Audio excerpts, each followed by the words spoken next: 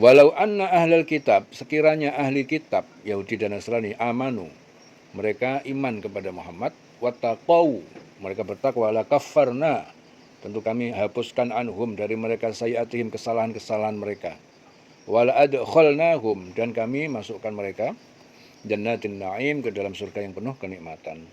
Walau annahum aqamut taurata, walau annahum, dan sekiranya mereka itu aqamu, menegakkan at-taurata, hukum Taurat, wal injila, dan Injil, wa ma unzila ilaihim, dan apa kitab-kitab yang diturunkan pada mereka, min rabbihim, dari Tuhan mereka, la akalu, niscaya mereka dapat makan rizki yang banyak, min fauqihim, dari atas mereka, wa min tahti arjulihim, dan dari bawah kaki mereka, minhum, di antara mereka ummatun muqtasidatun, umat golongan yang pertengahan, adil, wa katsirun minhum, dan kebanyakan dari mereka sa'a ma ya'malun, sangat buruk apa yang mereka kerjakan. Ya, dalam ayat-ayat ini Allah Ta'ala membantah tentang tuduhan orang Yahudi yang berkata sesungguhnya tangan Allah itu terbelenggu. Maksudnya adalah Allah Ta'ala itu bakhil atau kikir. Ya, mereka membuat tuduhan kepada Allah dengan tuduhan yang tidak benar. Ya, karena mereka tidak beriman kepada Allah, hanya mengikuti hawa nafsu belaka. Kemudian Allah mengatakan pada orang Yahudi tersebut bahwasanya tangan mereka lah yang dibelenggu di hari kiamat kelak. Mereka akan dilaknat oleh Allah disebabkan telah apa yang mereka telah katakan, yaitu apa? Membuat tuduhan kepada Allah Ta'ala apa yang tidak semestinya mereka katakan. Ya, mereka tidak mengenal Allah dengan sebenarnya. Apabila mereka mengenal Allah Ta'ala, bahwa sesungguhnya Allah itu, kedua tangan Allah itu betul-betul terbuka, karena Allah Ta'ala adalah zat yang maha pemurah, memberi segala kebutuhan hambanya. Mabsud totani, ya, mabsud, ya, tidak memperdulikan apakah hambanya beriman atau tidak. Allah memberikan rizki pada siapa yang dia kehendaki. Ya, Allah menentukan rizki itu nggak pandang bulu, ada yang iman, nggak iman, tetap dikasih rizki sama Allah. Rajin sholat dikasih rizki juga, orang tukang maksiat dikasih rizki juga sama Allah. Itu saking baiknya Allah, semua hambanya dikasih rizki. Jadi Allah itu maha pemurah, memberikan segala kebutuhan hamba-hambanya, tidak memperdulikan apakah hambanya itu beriman kepadanya ataupun tidak. Menafkahkan rizki hamba-hamba kepada siapa yang dikehendaki. Dalam Bukhari Muslim, dalam salah satu hadis qudsi Allah berfirman, berinfaklah, niscaya aku akan berikan infak kepadamu. Itu dalam hadis Bukhari Muslim. Jadi Allah Ta'ala menurunkan Al-Quran kepada Rasul Muhammad, ya, akan tapi dengan Al-Quran itu justru akan menambah kedurhakaan dan kekafiran bagi kebanyakan di antara orang Yahudi. Ya, oleh sebab itu Allah Ta'ala menghukum mereka dengan menimbulkan permusuhan, kebencian di antara mereka sampai hari kiamat. Ya, maksudnya apa? Di antara orang Yahudi tidak akan pernah bersatu sampai hari kiamat.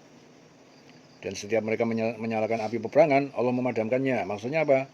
Apabila mereka hendak untuk membuat tipu daya untuk memerangi orang-orang yang beriman, maka tipu daya mereka selalu dibuka oleh Allah, sehingga apabila mereka secara terang-terangan memusuhi orang beriman, mereka tidak akan pernah berani untuk melaksanakannya. Oleh sebab itu, mereka memerangi orang beriman dengan tipu daya. Akan tetapi setiap mereka yang membuat tipu daya, Allah memberitahukan kepada Rasul dan orang beriman, sehingga tipu daya mereka tidak pernah terlaksana. Nah, itu Yahudi. Al-Quran sudah menjelaskan. Ya, akhirnya trik dia adalah membuat tipu daya. Tapi Allah tetap memberikan pengetahuan kepada orang beriman, sehingga tipu daya mereka nggak pernah bisa terlaksana. Nah, jadi mereka memerangi orang beriman dengan tipu daya, akan tetapi setiap mereka membuat tipu daya, Allah memberitahukan kepada Rasul dan orang beriman, sehingga tipu daya mereka tidak terlaksana, dan mereka selalu membuat kerusakan di muka bumi dengan mengubah-ubah ciptaan Allah, mengubah ayat-ayat yang diturunkan Allah kepada mereka hanya karena ikut hawa nafsu mereka. Akan tetapi Allah Ta'ala tidak menyukai orang yang berbuat kerusakan. Ya, karena Allah selalu menginginkan keselamatan bagi hamba-hambanya, selalu memperbaiki kerusakan-kerusakan yang ada di muka bumi.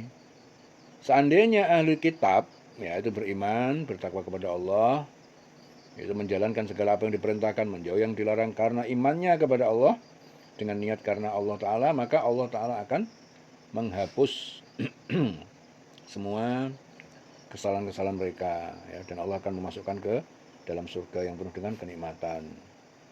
Nah, dan seandainya ahli kitab itu sungguh-sungguh menjalankan hukum Taurat, Injil, Al-Quran yang diturunkan kepada mereka, maka Allah akan memberikan anugerah kepada mereka. Ya, mereka akan mendapatkan makanan dari atas mereka, bawah mereka. Itu kemudahan rizki yang diberikan oleh Allah di dalam kehidupan dunia. Ya. Dan di antara mereka ada golongan orang-orang pertengahan, yaitu golongan orang-orang yang menjalankan hukum Taurat, Injil, Quran, tetapi mereka masih mengikuti keinginan hawa nafsu yang ada pada diri mereka. Tetapi kebanyakan dari mereka adalah orang-orang yang selalu mengikuti keinginan hawa nafsu. Dan amat buruklah apa yang dikerjakan oleh sebagian besar di antara mereka itu. Yaitu kebanyakan mereka hanya mengikuti hawa nafsu dan selalu ingkar dengan apa yang diturunkan Allah kepada mereka. Hadis Ibnu Majah, ya, dari Ziyad bin Labid, Rasul bersabda, hal itu terjadi ketika lenyapnya ilmu, yaitu kerusakan di muka bumi. Lalu kami bertanya, ya Rasulullah, bagaimana ilmu itu bisa lenyap? Sedangkan kami senantiasa membaca Al-Quran, mengajarkannya kepada anak-anak kami. Mereka pun mengajarkan kepada anak-anak mereka sampai hari kiamat. Kemudian beliau pun menjawab, ibumu kehilangan engkau, hai Ibnu Labid, ya, sebagai teguran dari Rasul. Sekalipun aku memandangmu sebagai penduduk Madinah yang paling faqih, tidaklah engkau mengetahui bahwa orang-orang Yahudi dan Nasrani itu pun membaca Taurat dan Injil. Akan tetapi mereka tidak dapat mengambil manfaat sama sekali dari keduanya. Ya, hadis Ibnu Majah dan Imam Ahmad. Ya, jadi di sini hilangnya, lenyapnya ilmu, ya, itu karena mereka tidak dapat mengambil manfaat, ya, dari apa? Dari kitab-kitab yang ada itu. Tidak bisa mengambil manfaat dari Al-Quran yang dibacanya. Ya. Ya. Jadi kalau membaca Quran, menghafalkan Quran, ya harus mengerti supaya bisa mengamalkan dan mengambil pelajaran, mengambil manfaat dari apa yang dibacanya, apa yang dihafal. Maka harus ditadaburi. Kalau enggak, ya lenyap itu. Seperti yang disabdakan oleh Kanjeng Nabi. Lenyaplah ilmu. Ya, akhirnya terjadi kerusakan di muka bumi.